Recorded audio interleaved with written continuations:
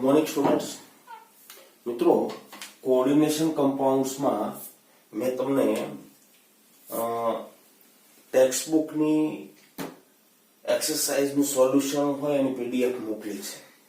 મિત્રો, આ પીડીએફ આખી જોજો તમે. જ્યાં સોલ્યુશનમાં તકલીફ હોય ત્યાં ડાઉટ સેશનમાં કહેજો તમે. બરાબર મિત્રો, બોર્ડ પ્લસ જી નીટની એક્સ્ટ્રા કરાવવા લાયક થિયરીઓ છે એ મેં કરાવી દીધી છે. અને હજી કોઈ પ્રશ્ન ઉભો થાય તો આપણે એક્સ્ટ્રા થિયરી કરીશું. જરૂર પૂરતી મેં કરાવી દીધી છે બધી.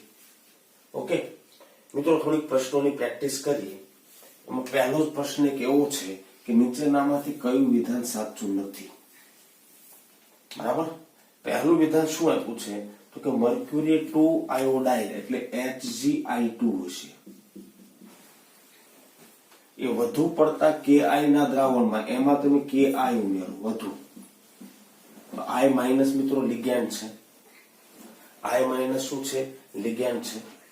તો મર્ક્યુરી 2 આયોડાઇડ એ વધુ પડતા Ki સાથે પ્રક્રિયા કરે તો મિત્રો શું મળે આપણને ખબર? HgI4 કોમ્પ્લેક્સ મળશે -2 અને એને કાઉન્ટર કરવા માટે આગળ K2 એ બે Ki વપરાય. બરાબર, શું મળશે આપણને? HgI4. મિત્રો, આને પ્રયોગશાળામાં તમે નેસ્લર પ્રક્રિયક તરીકે ઓળખશો. નેસ્લર પ્રક્રિયક જોજો, પ્રયોગશાળામાં આ પ્રક્રિયક હોય જ તે. નેસ્લર પ્રક્રિયક તરીકે વર્તો છો એમોનિયમ આયનની પરખ માટે, NH4+ આયનની પરખ માટે. બરાબર, પ્રયોગશાળામાં વપરાતા સંકીર્ણ તો એક એક તમારા માઇન્ડમાં રાખવાના જ છે, ધ્યાન રાખજો. બરાબર, તો મર્ક્યુરી 2 આયોડાઇડ લગભગ ઇનસોલ્યુબલ હતો પણ વધુ પડતો Ki નાખવાથી કોમ્પ્લેક્સ બન્યું. કોમ્પ્લેક્સ તો દ્રાવ્ય, એટલે આ વિધાન આપણું સાચું થાય. મર્ક્યુરી આયોડાઇડને ઓગાળવો હોય તો વધુ પડતા Ki ના દ્રાવણમાં ઓગાળવો જોઈએ. બરાબર, મર્ક્યુરી આયોડાઇડ આયોનિક છે. એક્સ્ટ્રા લિગેન્ડ આવે તો સંવર્ગબંધ બને. ટીન 4 ક્લોરાઇડ છે એટલે એસેન્શિયલ 4 છે મિત્રો. બરાબર, એ ટીનના દ્રાવણમાં વધુ સાંદ્ર HCl દ્રાવ્ય કરવાથી બનાવી શકાય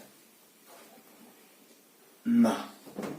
એસેન્શિયલ 4 ઓલરેડી ધ્યાન રાખજો +4 ઓક્સિડેશન અવસ્થા છે. +4 એટલે સહસંયોજક લાક્ષણિકતા વધુ ધરાવે.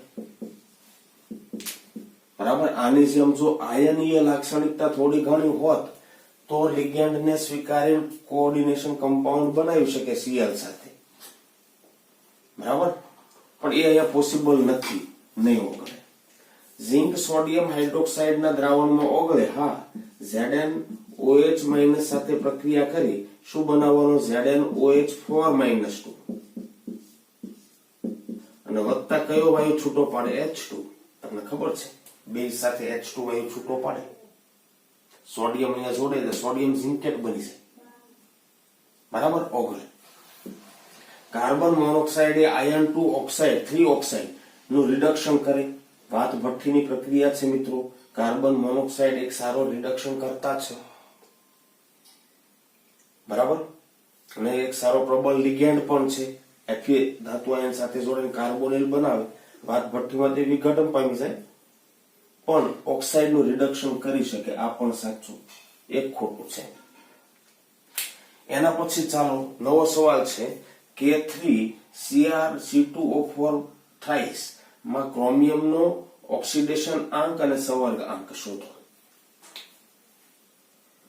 પહેલી વાત તો આ લિગેન્ડને તમે ઓળખો છો, ઓક્ઝેલેટ લિગેન્ડ છે. COO- બોન્ડ COO દ્વિદંતીય લિગેન્ડ છે. એક ઓક્ઝેલેટ બે સંવર્ગ બંધ બનાવે તો 3 કેટલા બનાવે? 6. એટલે સંવર્ગાંક આપણો આવી ગયો 6. ઓક્સિડેશન આંક શોધવો છે. એક પોટેશિયમનો +1, 3 નો +3, કાઉન્ટર આયનનો +3 તો કોઓર્ડિનેશનનો -3, એક ઓક્ઝેલેટનો -2, 3 નો -6, -3 અને -6 આ બાજુ લાવે એટલે +6. ધાતુનો કેટલો આવ્યો? +3. બરાબર, ધાતુનો ઓક્સિડેશન આંક આવશે +3. શીખ્યા છે આપણે. ખાલી ટૂંકમાં પ્રશ્નોની પેટર્ન તમને રિમાઇન્ડ કરાવવા માંગુ છું. બરાબર છે.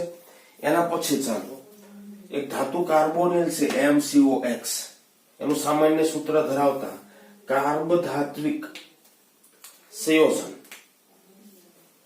કે જેમાં M છે એ ધાતુ છે અને X બરાબર 4, એટલે આપણા કોમ્પ્લેક્સ નું સૂત્ર શું થયું? MCO4 બરાબર હોય તો ધાતુ સાથે કોણ જોડાયેલ હશે? ઓક્સિજન. ઓક્સિજન અને કાર્બન. કાર્બન એક પણ નહીં. એકદમ મિત્રો સામાન્ય પ્રકારનો પ્રશ્ન પીએમટી પૂછી નાખેલો છે, બરાબર. બીજું કોઈ તમારે વધારે માઇન્ડ ચલાવવાનું નહોતું. આમ x આપ્યો છે પછી x બરાબર 4 આપ્યા એટલે કઈ ગણતરી જેવું હશે એમ સમજે લોકો. પણ મિત્રો ધાતુ કાર્બોનિલ છે અને શબ્દ સ્પષ્ટ વાપરી દીધો છે, કાર્બધાત્વિક સંયોજન છે. કાર્બધાત્વિક સંયોજન જ આપણે એને કીધું છે. મેટલ સાથે ડાયરેક્ટ કાર્બનનું જોડાણ હોય. મેટલ સાથે ડાયરેક્ટ કોનું જોડાણ હોય? કાર્બનનું જોડાણ હોય, બરાબર. જેટલા ધાતુ કાર્બોનિલ સંયોજનો હોય, કાર્બધાત્વિક કમ્પાઉન્ડ હોય, મેટલ સાથે કાર્બનનું જોડાણ આવશે. કાર્બન જ આવે એમાં કે શક્યતા નથી કાર્બન ઓક્સિજન વાળો. ઓકે, એક જ શબ્દ ઉપરથી આપણે આન્સર કાઢી શક્યા છીએ, બરાબર. એના પછી જોવો છે ડાયક્લોરાઇડો બીસ યુરિયા. યુરિયા મિત્રો આવું છે, NH2 C ડબલ બંધ O NH2 આવું યુરિયા હોય. બંને નાઇટ્રોજન પાસે અબંધકારક યુગ્મ છે, બરાબર. ક્યાં તો અબંધકારક યુગ્મ નાઇટ્રોજન આપશે ને ક્યાં તો ઓક્સિજન આપશે. ફ્લેક્સિડેન્ટેડ છે, આ ધ્યાન રાખજો. એવું છે ફ્લેક્સિડેન્ટેડ, મેં તમને એક્ઝામ્પલમાં કરાવેલું છે.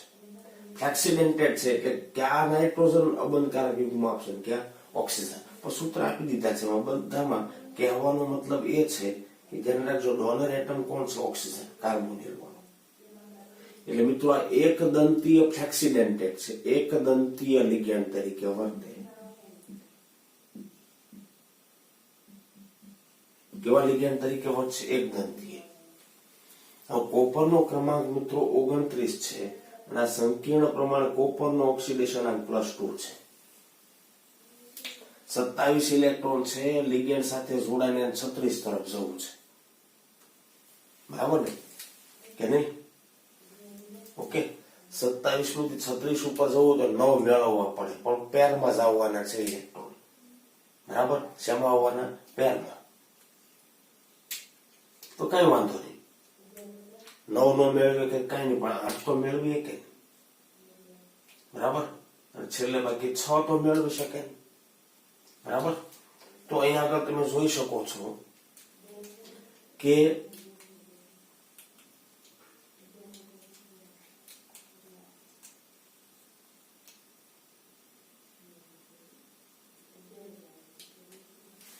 એક દંતીય લિગેન્ડ તરીકે વર્તે તો 2 સંવર્ગ આ બનાવવાની, એક આ 3, 6 ઇલેક્ટ્રોન જ થયા. કોપર +2 આયન તમને કીધું છે, એ નહીં થાય. ચાલો 2 Cl સાથે 2 સંવર્ગ બંધ આને બનાવ્યા, 2 આને બનાવ્યા, 4 દુ 8. હા, આ નજીક પહોંચી જાય. En ગણવાનો છો, ધ્યાન રાખજો. કોપરના 27 વત્તા આના 2 દુ 4 એટલે 3 સંવર્ગ બંધ બને છે ને, 3 દુ 6 કેટલા થાય? 33. અહીં કેટલા? કોપરના 27, 29 હોય, 2 કાઢી નાખ્યા, બરાબર. 2 આ બનાવે, 2 આ બનાવે, 4 દુ 8 ઇલેક્ટ્રોન બીજા. 29 એટલે Z માઇનસ ઓક્સિડેશન આંક વત્તા 2 ગુણ્યા કોઓર્ડિનેશન નંબર કરું છું. કેટલા થઈ? આ જો છે 35. હા, 36 ની નજીક પહોંચી ગયા. આ તો 2 જ બનાવે એટલે 27 વત્તા 4 31 જ પહોંચ્યા. En ગણું છું, બરાબર. આમાં જુઓ છે, ચાલો મિત્રો કોપરના કેટલા? 27. આ 2 બનાવશે, 2 ક્લોરીન, આ 2 એટલે 4 ને 2 6, 6 દુ 12. કેટલા થઈ ગયા? નહીં, બરાબર ને. આભાસી નિષ્ક્રિય વાયુ રચના કરતા આગળ નીકળી ગયા, આ નહીં આવે, બરાબર. સૌથી સ્થાયી તો આ બનવાનો સંકીર્ણ B, બરાબર. ઓકે, પછી જો જે નીચેનામાંથી કોણ સૌથી વધુ આયનીય વાહકતા દર્શાવશે? સંવર્ગ સંયોજનોમાં આયનીય વાહકતા આપણે જોયું હોય તો જલીય દ્રાવણમાં આયનીકરણ કઈ રીતે થવાનું? તો કે ધ્યાન રાખજો, કાઉન્ટર આયન છૂટા પડે, સંવર્ગ એટલે 4k+ છૂટા પડશે અને આપણો સંવર્ગ સ્પીસીસ -4 હશે.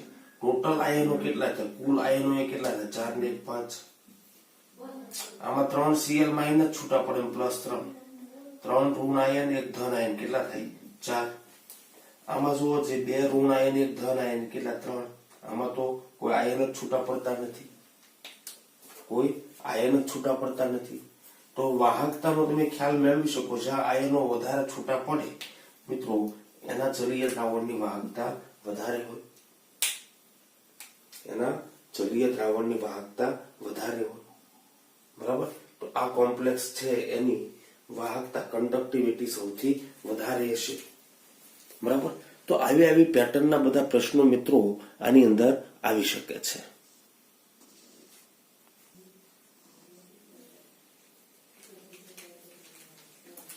તો મિત્રો નવા કેટલાક પ્રશ્નો છે. તમે એક પ્રશ્ન આવો છે, કોબાલ્ટ ધાતુનો એક સંકીર્ણ છે તમારી પાસે. કઈ ધાતુનો? એટલે સંકીર્ણમાં મિત્રો કોબાલ્ટ તો હશે. એમાં 5 એમોનિયાના અણુ, 1 નાઇટ્રો સમૂહ અને 2 ક્લોરીન પરમાણુઓ છે એક ધાતુ કેન્દ્ર. બરાબર. 5 એમોનિયાના અણુ મૂકી દઉં છું. ચાલો, 1 નાઇટ્રો સમૂહ છે એ પણ મૂકી દઉં છું અને 2 Cl2 પરમાણુઓ છે. આટલું બધું તો અંદર નહીં આવે. કોબાલ્ટનો સંવર્ગાંક 6 ગણો તો 5 ને 6 અંદર હોવા જોઈએ, બાકી બધું બહાર હોવું જોઈએ. બરાબર. 5 સંવર્ગ બનવા જોઈએ, 6 બનવા જોઈએ. બરાબર ને? આ 5 એમોનિયા બનાવે, 1 નાઇટ્રો બનાવે, 2 Cl બનાવે. ઓકે, કઈક બહાર કાઢવું પડશે. પણ જુઓ ચાલો આગળ. આ સંયોજન 1 મોલ જલીય દ્રાવણમાં 3 મોલ આયનો આપે. આ સંયોજનનું 1 મોલ જલીય દ્રાવણ બનાવો તો 3 મોલ આયનો આપે છે. એના મતલબ એ થયો કે 2 કાઉન્ટર આયનો હોવા જોઈએ. બરાબર. 2 શું હોવું જોઈએ? કાઉન્ટર આયનો હોવા જોઈએ. નાઇટ્રો તો એક જ છે એટલે 2 Cl ને બહાર રાખીશું આપણે. બરાબર. તો સંવર્ગાંક 6 પણ થઈ ગયો અને 2 કાઉન્ટર આયન, 2 ઋણ આયનો છૂટા પડે ને ધન આયન 3 છૂટા પડે. આ સંયોજન વધુ પડતા AgNO3 સાથે 2 મોલ AgCl ના અવક્ષેપ આપે. એટલે પાક્કું થઈ ગયું. કાઉન્ટર આયન બહાર છે એ Ag+ સાથે પ્રક્રિયા કરીને AgCl ના સફેદ અવક્ષેપ આપે. એટલે 2 Cl બહાર છે ફાઇનલ થઈ ગયું. બરાબર. તો સંયોજનનું અણુસૂત્ર શું થાય? તો CONH3 5NO2 Cl2 આ થવાનું. CONH3 5NO2 Cl2 આ થવાનું. બરાબર. ઓકે. બાકીનામાં તમે જુઓ જે એક NO2 બહાર રાખો તમે તો Cl- તો એક જ છે. AgCl નો એક જ મોલ મળવો જોઈએ આપણને. આમાં પણ એક જ Cl બહાર છે, આમાં 2 બહાર છે, પણ આમાં સંવર્ગાંક 6 પૂરો નથી થતો. બરાબર. કોબાલ્ટનો ક્રમાંક 27 છે, પણ ઓક્સિડેશન આંક તમે એ રીતે કાઢશો. આમાં તમે NO2- બરાબર, આ +2 એટલે કોબાલ્ટનો +3 આવે. બરાબર. ઓકે. 3 ઇલેક્ટ્રોન કાઢી નાખો પછી તમારે 36 કરવા હોય તો સંવર્ગાંક ઊંચો લઈ જવો પડશે, 5 નહીં ચાલે. નીચેનામાંથી કયું સંકીર્ણ ભૌમિતિક સમઘટકતા દર્શાવતું નથી? મિત્રો M8,4B2 એટલે રચના બની આપણી અષ્ટફલકીય, પણ એમાં B2 છે એના સંદર્ભે સિસ ટ્રાન્સ લઈ શકો એટલે આપશે. MA5B 5A છે અને 1B છે, આમાં નહીં મળે. કોની સાથે સિસ ટ્રાન્સ કરશો? B તો એક જ છે. આમાં MA2B4 હા, A2 ના સંદર્ભે A2 ને સિસ રાખો, A2 ને ટ્રાન્સ રાખો, થઈ શકે. A3B3 પેલા ફેશિયલ મેરોડિયનમ થઈ શકે, આમાં નહીં મળે. બરાબર. ઓકે. ફરી બોલું છું. આ 2B છે અને સિસ અને ટ્રાન્સ રાખો ચાલે. 2A છે અને સિસ અને ટ્રાન્સ રાખો. A3B3 માં બધા A સિસ અને મેરોડિયન યાદ આવે છે ને? ભૌમિતિક સમઘટકતા મળશે આપણને. એના પછીનો નેક્સ્ટ ક્વેશ્ચન, નીચેનામાંથી કોણ સૌથી વધુ સમઘટકો આપશે? કોણ સૌથી વધુ સમઘટકો આપશે? બરાબર ને? કોબાલ્ટ સાથે NH3,4Cl2 આના માત્ર 2 ભૌમિતિક સમઘટકો મળે, 2 Cl સિસમાં, 2 Cl ટ્રાન્સમાં, બીજું કઈ નહીં મળે. આમાં એક EN છે, 4 NH4 છે, એક EN છે અને 4 શું છે? NH4 છે, બરાબર ને? તો મિત્રો અહીંયા આગળ આપણને EN તો દ્વિદંતીય લિગેન્ડ છે, બરાબર ને? EN આવતો હોવાથી પ્રકાશ સમઘટકતા મળી શકે, બરાબર ને? બે પ્રતિબિંબી સમઘટકો મેળવું તો એ કદાચ મળી શકે, બાકી કોઈ શક્યતા છે નહીં. એટલે આના બે સમઘટકો મળી શકે, OI ઓપ્ટિકલ આઇસોમર, આના GI મળી શકે, પણ EN ટ્વાઇસ OX જો સિસ ટ્રાન્સ તો નહીં મળે. બે છે, આ એક છે, સિસ ટ્રાન્સ તો નહીં મળે, ધ્યાન રાખજો. પણ ધ્યાન રાખજો, બે આના OI મળી શકે, અપ્રતિબિંબી સમઘટકો મળશે આપણને. સોરી, બે પ્રતિબિંબી પણ અધ્યારોપિત નહીં થાય, એટલે OI મળશે આપણને. આમાં જુઓ, ચાલો આમાં બે ધ્યાન રાખજો. આમાં તો બહુ બધી શક્યતા રહેવાની, ધ્યાન રાખજો. ખ્યાલ આવે છે? બે થાયોસાયનેટ ને સિસ રાખો, બે થાયોસાયનેટ ને ટ્રાન્સ રાખો, એટલે બે OI મળશે, સોરી GI મળશે. બે કોના માટે? તો કે ધ્યાન રાખજો, SCN લઈને કરીએ તો, બરાબર? પણ SCN માં ધ્યાન રાખજો, સલ્ફર જેમ જોડાણ કરે એમ નાઇટ્રોજન જોડાણ કરી શકે, આઇસોથાયોસાયનેટ બની શકે. તો એના પાછા બીજા બે GI મળે. શું મળશે? તો કે NCS ટ્વાઇસ, બરાબર? NCS ને સિસ અને ટ્રાન્સ રાખો, અને SCN ને સિસ અને ટ્રાન્સ રાખો, તો GI મને મળ્યા કેટલા? 4.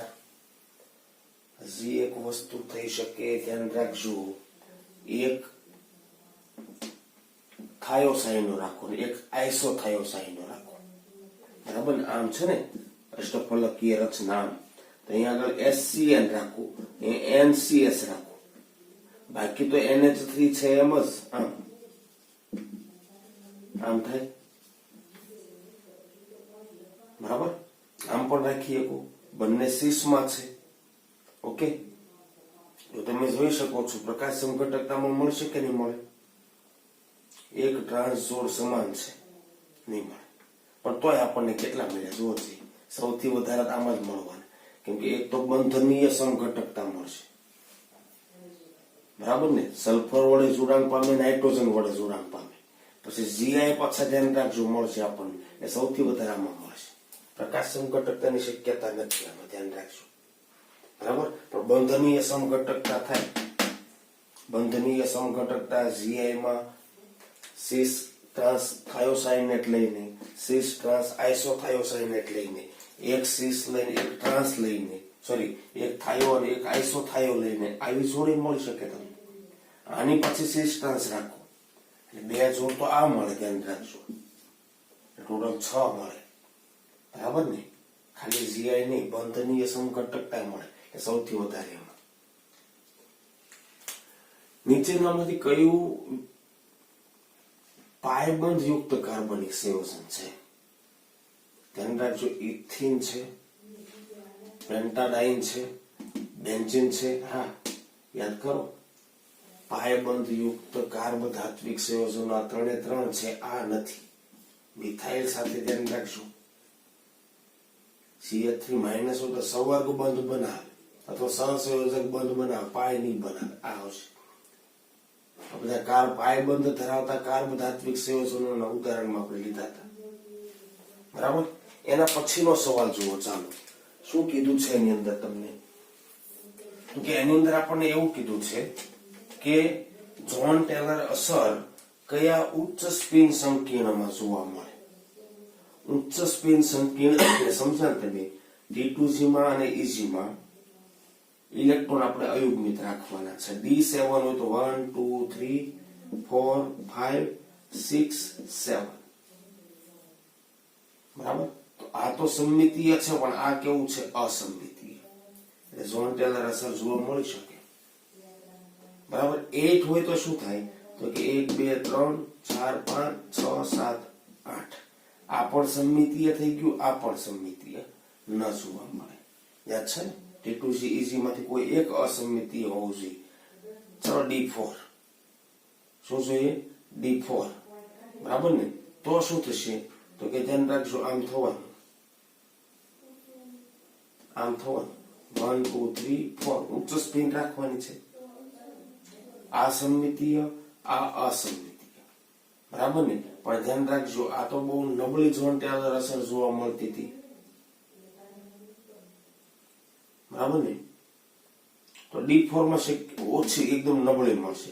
D9 લો છે. ચાલો 1 2 3 4 5 6 7 8 9 આમાં અસમિતીય રચના છે, બહુ હાઈ જોવા મળશે, બરાબર ને?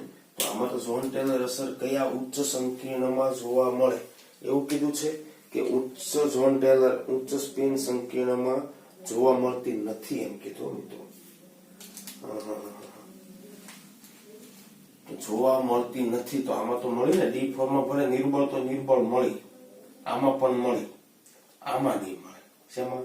D8 માં નહીં મળે, બરાબર? જોવા મળશે ને, જોવા મળતી નથી, મળતી નથી. થોડી ભૂલ કરી છે આપણે. તો આમાં જોવા મળશે. આમાં ધ્યાન રાખજો, અહીંયા અસમિતીય રચના આવી, આમાં પણ અહીંયા અસમિતીય રચના આવી, આમાં નહીં જોવા મળે, બરાબર? ઓકે.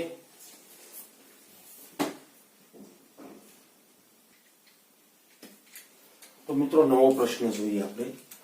નીચેના પૈકી કોની CO બંધ લંબાઈ સૌથી લાંબી છે? બરાબર ને મિત્રો? આગળ આપણે થિયરીમાં શીખેલા કે મેટલ સાથે કાર્બોનિલ સાથે જ્યારે જોડાય ત્યારે કાર્બોનિલ એક સંવર્ગ બંધ તો બનાવે છે.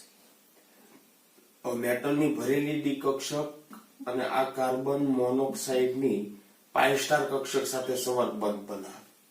ખરેખર અહીંયા 3 બંધ હતા, પણ સંવર્ગ બંધ બનવાથી ધ્યાન રાખજો, કાર્બનની પાઇ સ્ટાર કક્ષકમાં ઇલેક્ટ્રોન આવવાથી એક બંધ ઓછો થઈ જાય, બરાબર ને? એટલે કાર્બન મોનોક્સાઇડની બંધ લંબાઈ કેટલી આપી છે? તો કે 1.128 એંગસ્ટ્રોમ. પણ જ્યારે મેટલ સાથે આ જોડાય ત્યારે એની બંધ લંબાઈ થઈ જવાની 1.28 એંગસ્ટ્રોમ કરતા ઓછી. આ CO બંધ લંબાઈ યાદ રાખજો, આ CO બંધ લંબાઈ લેસ ધેન થઈ જવાની 1.128 એંગસ્ટ્રોમ. કેમ કે આ CO બંધ લંબાઈ મિત્રો કાર્બન ટ્રિપલ બંધ ઓની છે, બરાબર? પણ બેક બોન્ડિંગ થવાથી મેટલે ભરેલી ડી કક્ષકનું ઇલેક્ટ્રોન CO ની પાઇ સ્ટાર આણ્વીય કક્ષકમાં દાખલ કર્યું. પાઇ સ્ટાર એટલે બંધ ક્રમાંક ઘટાડે, બંધ ક્રમાંક 3 નો મિત્રો 2 થઈ જવાનો, બંધ લંબાઈ વધશે. સોરી, આ CO બંધ, આ તો મેઇન કન્સેપ્ટ છે.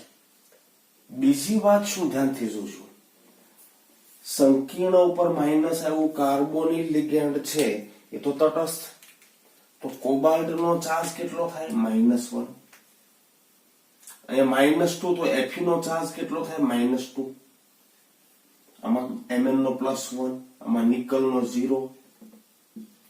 મેટલ ઉપર નેગેટિવ ચાર્જ આવ્યો એનો મતલબ સમજ્યા તમે? મેટલ ઉપર નેગેટિવ ચાર્જ આવ્યો એટલે આ ધ્યાન રાખજો, બેક બોન્ડિંગ થાય છે, વધુ પાવરફુલ થતું છે, બરાબર? સમજો છો? સંકીર્ણ માં ધાતુ ઋણ વિષભારિત બને, બરાબર? ધાતુ ઋણ વિષભારિત બને એટલે સમજો સંકીર્ણ ઋણ વિષભારિત છે એટલે ધાતુ ઋણ વિષભારિત બની. ધાતુ ઋણ વિષભારિત બને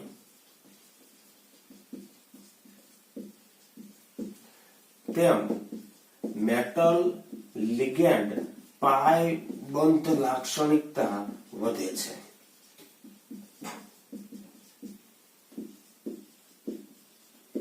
માનો કે આ કોબાલ્ટ ઉપર નેગેટિવ ચાર્જ આવ્યો તો આ મેટલ ઉપર નેગેટિવ ચાર્જ આવે તો આ બેક બોન્ડિંગ વધારે કરે, બરાબર? ખ્યાલ આવે છે? પણ હા, એકાદી જગ્યાએ કરી શકશે. પણ માનો કે -2 આવ્યો તો ધ્યાન રાખજો, બીજો એ મેટલ છે કાર્બોનિલ સાથે ડબલ બંધ એટલે કે બેક બોન્ડિંગ રચના આમ કરશે, આમ. એનો મતલબ એ થયો કે સંકીર્ણમાં ધાતુ ઋણ વિષભારિત બને તેમ Ml પાઈ બંધની લાક્ષણિકતા વધે, બરાબર ને? એટલે ધ્યાન રાખજો, ધાતુ કાર્બોનિલ સંકીર્ણ, ધ્યાન રાખજો, ધાતુ કાર્બોનિલ સંકીર્ણ મેટલ નો ડોનેટિંગ પાવર વધી જાય, ધ્યાન રાખજો, બરાબર? કેમ કે એ તો માઇનસ ચાર્જ એના ઉપર આવ્યો નહીં તો ફેંકી જ દેવાનું, કોના બાજુ? કાર્બોનિલ બાજુ, બરાબર? ધાતુ કાર્બોનિલ સંકીર્ણ નો ઋણ વીજભાર વધે તેમ પાય લાક્ષણિકતા વધે, પાય લાક્ષણિકતા વધે,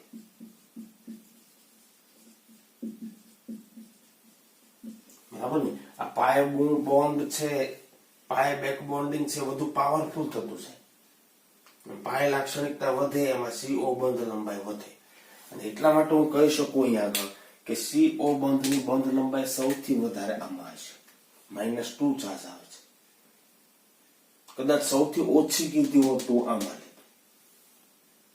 ઓર્ડરમાં ગોઠવ્યું તો આ સૌથી વધારે, પછી ઓછી, પછી ઓછી ને સૌથી ઓછી, એના પછી આગળ. સ્ફટિક ક્ષેત્રવાદના આધારે K4Fe6 માં મધ્યસ્થ ધાતુ પરમાણુની સાચી ઇલેક્ટ્રોન રચના શોધો. તો પેલા ધાતુનો ઓક્સિડેશન આંક શોધવો પડે. K4 એટલે સંકીર્ણ -4, એક Cn નો -1, 6 નો -6, Fe+2 થાય, પ્રબળ લિગેન્ડ છે.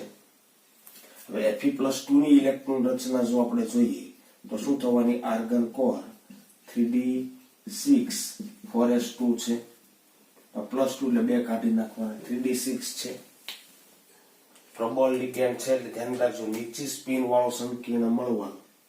કેવો સંકીર્ણ મળવાનો? નીચી સ્પિન વાળો.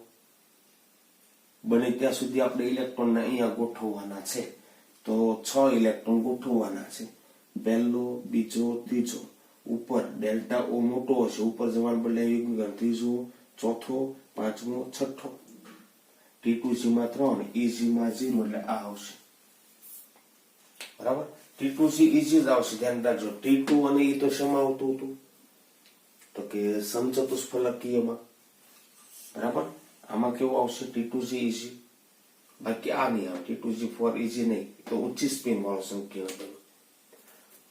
આ લિગેન્ડ પ્રબળ છે તો નીચી સ્પિન વાળો મળવા, યુગ્મીકરણ પ્રિફર થશે. નીચેનામાંથી બાહ્ય કક્ષક સંકરણ કોણ ધરાવે? નવો પ્રશ્ન. તો પેલા તો ધાતુનો ઓક્સિડેશન આંક શોધી નાખો. અહીંયા કોબાલ્ટ નો +1, અહીંયા આગળ મિત્રો Mn નો +2 આવશે, -6 એટલે. અહીંયા આગળ મિત્રો Fe નો આવશે +2, અહીંયા આગળ મિત્રો નિકલ નો આવશે +2, બરાબર ને? ચાલો D ઇલેક્ટ્રોન રચના લખી નાખીએ પહેલા આપણે. કોબાલ્ટ નો 27 ક્રમાંક છે, +1 એટલે શું થવાનું? તો બહુ સીધી વાત છે, +1 આયન છે એટલે 3d7 4s1 થશે. Mn +2 એટલે 3d5 થશે. ડાયરેક્ટ લખો, આર્ગન કો 3d5 4s2, પણ બે ગયા. Fe+2 એટલે 3d6 હશે, બરાબર ને? નિકલ +2 એટલે 3d8 હશે, બરાબર? ઓકે, હવે જોઈએ, ચાલો. 8 ઇલેક્ટ્રોન છે, ધ્યાન રાખજો. સંવર્ગાંક બધાનો 6 છે, એટલે સંકરણ D2sp3 કે sp3d2 થશે, બરાબર? લિગેન્ડ પ્રબળ છે, 7 ને 1 8 ઇલેક્ટ્રોન થયા ને. કોબાલ્ટ નો 1 મિનિટ આપણે પૂરી કરી કે ઓક્સિડેશન આંક લખવામાં +1 ના બદલે અહીંયા +3 હશે, સોરી +3. ચાલો હવે જુઓ, +3 એટલે કોબાલ્ટ +3, 3 ઇલેક્ટ્રોન કાઢવાના, 1 આમાંથી જાય, 2 આમાંથી, 3d5, બરાબર? 3d5.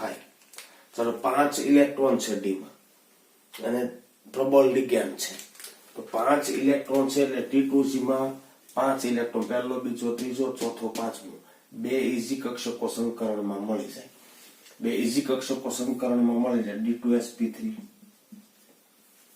આમાં પણ D5 છે, લિગેન્ડ Cn એટલે પ્રબળ છે, તો 5 ઇલેક્ટ્રોન ને આ રીતે આપણે ગોઠવીશું.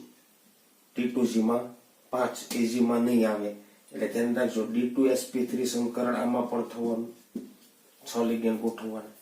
આમાં પણ કેટલા ઇલેક્ટ્રોન છે? 5, એટલે આ 6, એટલે આમ થવાનું. આમાં પણ D2sp3, પણ નિકલમાં 8 છે, 6 ગોઠવાઈ ગયા, પ્રબળ લિગેન્ડ છે છતાં 7મા અને 8મા ને અહીંયા જવું પડે. 2 ડી કક્ષકો ખાલી મળવાની નથી. સંકરણ કયું થવાનું? sp3d2. બરાબર ને? આપણે શું કાઢવાનું હતું? બાહ્ય કક્ષક સંકરણ છે એટલે આમાં. બરાબર. એના પછી જોવો જોઈએ, નીચે આપેલ સંકીર્ણોમાં ડેલ્ટા ઓ નું મૂલ્ય કોનું સૌથી વધારે? ધાતુ આયન મારા ખ્યાલથી બધા સરખો છે. ધાતુ આયન નો વીજભાર પણ અસર કરે, પણ ધાતુ આયન +3, કોબાલ્ટ +3, કોબાલ્ટ +3, કોબાલ્ટ +3 અને કોબાલ્ટ +3 છે. ધાતુ આયન સમાન. તો હવે લિગેન્ડ ક્ષેત્રની અસર થાય. જ્યાં લિગેન્ડ ક્ષેત્ર પ્રબળ હશે ત્યાં આગળ ધ્યાન રાખજો શું થવાનું? ડેલ્ટાનું મૂલ્ય વધારે આવશે. લિગેન્ડ ક્ષેત્ર જ્યાં પ્રબળ હશે ત્યાં ડેલ્ટાનું મૂલ્ય વધારે આવવાનું. તો લિગેન્ડ ક્ષેત્રમાં તમને ખબર છે સૌથી પ્રબળ આમાં તો એમોનિયા H2O કરતા એમોનિયા પ્રબળ છે. ઓક્ઝાલેટ કિલેટિંગ CN સૌથી વધારે છે એટલે એ આવશે. બરાબર ને? લિગેન્ડ ક્ષેત્ર પ્રબળતા વધે, બરાબર ને? લિગેન્ડ ફિલ્ડ સ્ટ્રેન્થ જેમ વધે એમ ડેલ્ટા ઓ વધે. ડેલ્ટા ઓ વધશે એમ ધ્યાન રાખજો. અવશોષિત પ્રકાશની તરંગ લંબાઈ લેમ્બડા એબ્સોર્બ ઘટશે. બરાબર. ડેલ્ટા ની અલગ છે, સોરી વ્યસ્ત પ્રમાણમાં છે. ઓકે. તો સૌથી પ્રબળ લિગેન્ડ આપણે એમાં શોધવાનું હતું. ત્યાં ક્ષેત્ર વિભાજન ઉર્જા સૌથી વધારે. નેક્સ્ટ ક્વેશ્ચન જુઓ. KMnO4 નો રંગ કોના કારણે છે? KMnO4 નો રંગ કોના કારણે છે? તો મિત્રો પહેલી વાત તો એ કે Mn નો ઓક્સિડેશન આંક કાઢી નાખીએ. K+ કાઉન્ટર આયન, પછી MnO4 માઇનસ થવાનું. એમાં Mn નો ઓક્સિડેશન આંક કાઢો +7. ઓકે. હવે Mn+7 છે તો Mn ની ઇલેક્ટ્રોન રચના જો આપણે લખીએ 25 પ્રમાણે શું થવાનું ખબર? Argon core 3d5 and 4s2. પણ Mn+7 લખવા જો 4s ના પણ ગયા, આ પણ ગયા. બરાબર. તો Mn2+ ની ઇલેક્ટ્રોન રચના જો હું લખું ખાના સ્વરૂપે, આર્ગન કોર અને 3d ના 5 ખાના ખાલી, 4s પણ ખાલી, આગળ 4p પણ ખાલી, બધું ખાલી ખાલી ખાલી, પૂરું રણ મેદાન ખાલી. હવે ઓક્સો લિગેન્ડ કેટલા આવે છે? 4. ઓક્સો લિગેન્ડ કેટલા આવે છે? 4. બરાબર.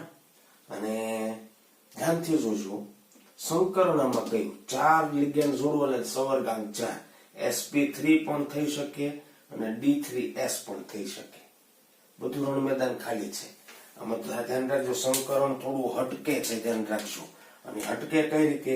તો કે ધ્યાન રાખજો d3s સંકરણ થાય. જે sp3 જેવું છે ધ્યાન રાખજો,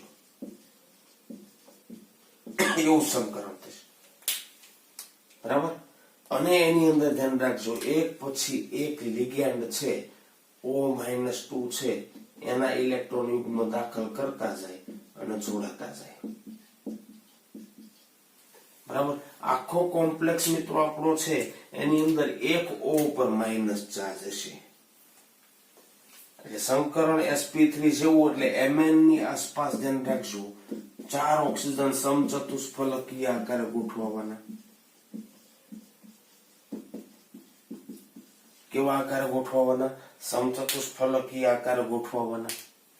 એમાં એક ઓક્સિજન ઉપર ચાર્જ નેગેટિવ, કેમ કે ચાર્જ તો તમારે આપવાનો ને, કોના ઉપર હશે? એક ઓક્સિજન ઉપર ચાર્જ નેગેટિવ હોય. બરાબર ને?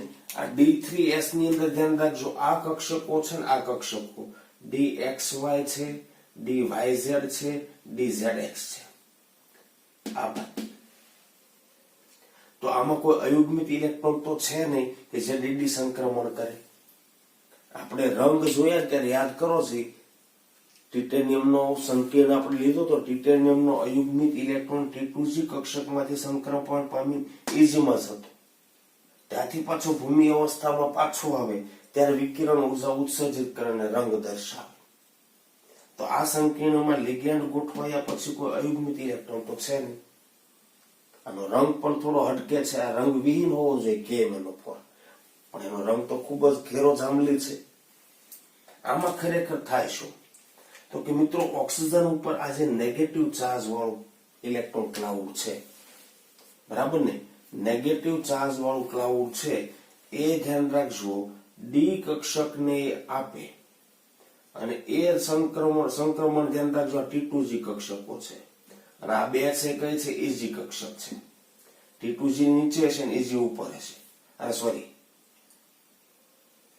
T2G નીચે છે ને EG ઉપર છે, બરાબર.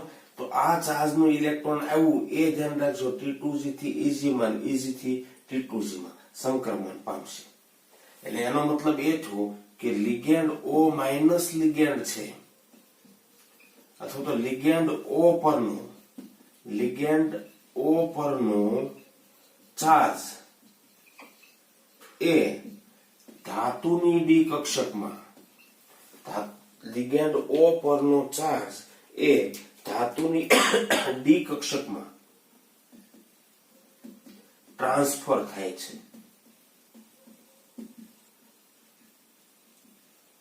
બરાબર ને. આ ચાર્જ ટ્રાન્સફર ના કારણે KMnO4 એ રંગ દર્શાવે છે. ખાસ ધ્યાન રાખજો KMnO4 નો આકાર છે એ સમચતુષ્ફલકીય છે MnO4 માઇનસ નો, પણ સંકરણ એમાં sp3 નથી, પણ sp3 નું જ માસ છે ભાઈ છે D3s, બરાબર. 3 ડી કક્ષકોની કઈ છે T2C અને એક S કક્ષક સંકરણ પામે. તો ડી કક્ષકમાં એક પણ અયુગ્મિત ઇલેક્ટ્રોન નથી, ધાતુના ઓરિજિન ઇલેક્ટ્રોન તો નથી બિલકુલ. તો ડીડી સંક્રમણ થવું નહીં જોઈએ. ડીડી સંક્રમણનો એક બીજો ઓપ્શન છે, ધાતુ સાથે જોડાયેલ ઓક્સિજન છે લિગેન્ડ O, એના પરનો ચાર્જ, એક ઓક્સિજન ઉપર ચાર્જ છે, બરાબર ને, અને આ ચાર્જ છે ટ્રાન્સફર પામે. અને એ ધ્યાન રાખજો ડીડી સંક્રમણની ગરજ સારે, ડીડી સંક્રમણની જેમ જ વિકિરણ ઉર્જાનું શોષણ કરે, ઉત્તેજિત અવસ્થા પાછો આવે, ઉત્સર્જિત કરે રંગ. એ ચાર્જ ટ્રાન્સફરના કારણે KMnO4 છે રંગ દર્શાવે, બરાબર ને. અને ચાર્જ ટ્રાન્સફર ધ્યાન રાખજો મેટલ ટુ લિગેન્ડ નથી, લિગેન્ડ ટુ મેટલ છે.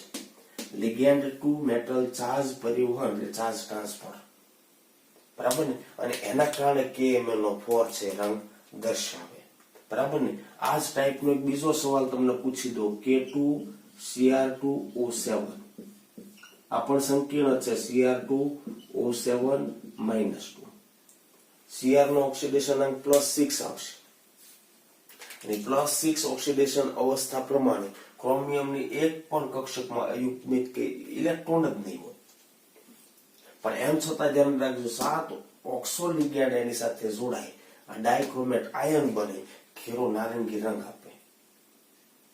સેમ આવું છે આમાં, કેમ Mn+7 માં પૂરું રણ મેદાન ખાલી હતું, +7, બરાબર. એમ ક્રોમિયમ +6 માં પૂરું રણ મેદાન ખાલી હશે, પણ એમ છતાં ઓક્સો લિગેન્ડના ચાર્જ ટ્રાન્સફરના કારણે એ રંગીન છે. આમાં પણ ક્રોમિયમમાં સંકરણ આ જ આવવાનું D3s, કયું આવવાનું D3s, બરાબર. તો આવા કેટલાક કેસ યાદ રાખજો. નેગેટિવ આયન લિગેન્ડ જ્યારે જોડાયેલ હોય O-, S-, negative ion ligand જ્યારે જોડાયેલ હોય, ધાતુની ડી કક્ષકમાં કોઈ અયુગ્મિત ઇલેક્ટ્રોન ન હોવા છતાં રંગ દર્શાવે. અને એ રંગ છે મિત્રો કોના કારણે છે? ચાર્જ ટ્રાન્સફરના કારણે છે. ઓકે મિત્રો, તો અહીંયા આગળ આપણે અટકીએ છીએ. મળીએ ફરી પાછા આપણે નેક્સ્ટ લેક્ચરમાં.